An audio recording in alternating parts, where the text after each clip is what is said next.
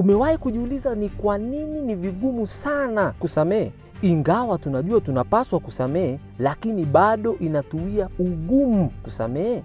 Leo tutajifunza kutoka kwenye Biblia sababu kuu 3 zinazofanya kusamehe kuwa vigumu na jinsi Mungu anavyoweza kutusaidia kupata uhuru.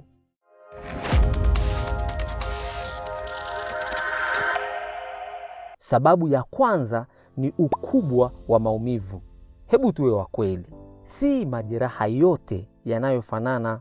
Kuna utofauti mkubwa sana kati ya mtu aliyekukosea bahati mbaya na aliyekusaliti baada ya kumwamini kwa miaka mingi. Pia kuna tofauti kati ya kuambiwa maneno mabaya na kuumizwa na mtu uliyetarajia akulinde. Ndio maana watu wengi hushindwa kusamehe, si kwa sababu ni wabaya au kwa sababu hawampendi Mungu, bali ni kwa sababu ya ukubwa wa maumivu waliopitia. Katika Zaburi ya 55 tunaona uchungu wa mtu aliyesalitiwa na rafiki yake wa karibu. Maumivu makubwa zaidi mara nyingi hayatoki kwa maadui, yanatoka kwa watu tunaowapenda. Lakini habari njema ni hii: Mungu anaelewa maumivu hayo. Zaburi 34 mstari wa 18, Biblia inasema, Bwana yu karibu nao waliovunjika moyo. Ndugu yangu, Mungu hakuambii upuuzie maumivu yako, anakualika umletee maumivu yako.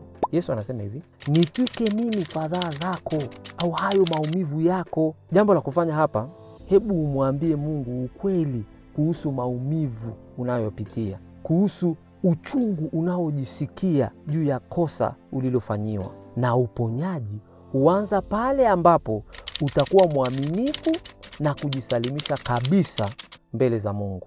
Sababu ya pili inayofanya kusamehe kuwa vigumu ni kwamba mioyo yetu hutaka haki. Unajiambia, baada ya alichonifanyia anatakiwa alipe, anatakiwa ajue maumivu niliyopitia. Au unasikia mtu mwingine anasema anatakiwa kuomba msamaha kwanza.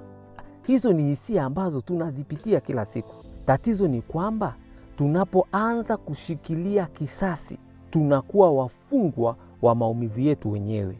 Mtu aliyekuumiza anaweza akawa anaendelea na maisha yake kama kawaida, yamkini hata hajui kama alikuumiza, lakini wewe unaendelea kubeba mzigo wa hasira kila siku. Biblia inasema hivi kwenye Warumi 12 mstari wa 19, kisasi ni juu yangu, mimi nitalipa, asema Bwana. Hii haimaanishi kwamba Mungu hajali haki, inamaanisha kwamba Mungu ndiye hakimu bora kuliko sisi. Kusamehe si kusema kwamba kosa lilikuwa sahihi. No, kusamehe ni kusema, Mungu, ninakuachia wewe ushughulike na jambo hili, na hapo ndipo mzigo unapoanza kuondoka moyoni mwako. Sababu ya tatu, ambayo kiukweli ni ya muhimu sana, ni kwamba tunasahau jinsi Mungu alivyotusamehe. Mara nyingi tunaona makosa ya wengine ni makubwa kama tembo, lakini tunaona makosa yetu kuwa madogo kama sisimizi. Tunayotendewa sisi ni bahari, lakini mabaya tunayowatendea wengine ni kama tone tu la maji.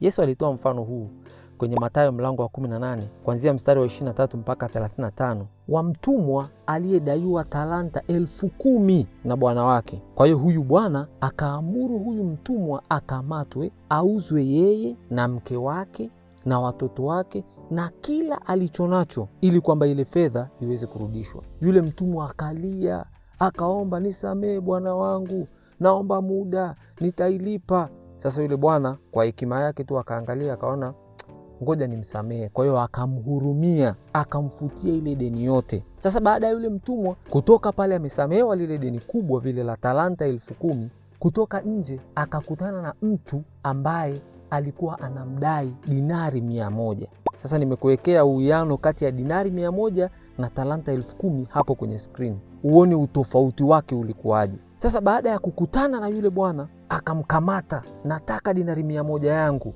Yule jamaa akamuomba, nisamehe, naomba muda. Maneno yale yale aliyoyatumia mtumwa huyu kumuomba msamaha bwana wake. Akamuomba, nisamehe, nitakurudishia hela yako, niomba tu unipe muda. Yule bwana akakataa kabisa kumsikiliza, akamkamata, akamtupa gerezani. Sasa yule bwana wa huyu mtumwa aliyesamehewa ile talanta 10,000 aliposikia hiyo habari, jinsi ambavyo huyu mtumwa ameenda kumfanyia mtu aliyekuwa akimdai huko nje. Akaamuru yule mtumwa akamatwe, akamwambia, wewe mtumwa mwovu, nilikusamehe wewe deni ile yote, alafu wewe unashindwa kumsamehe dinari 100?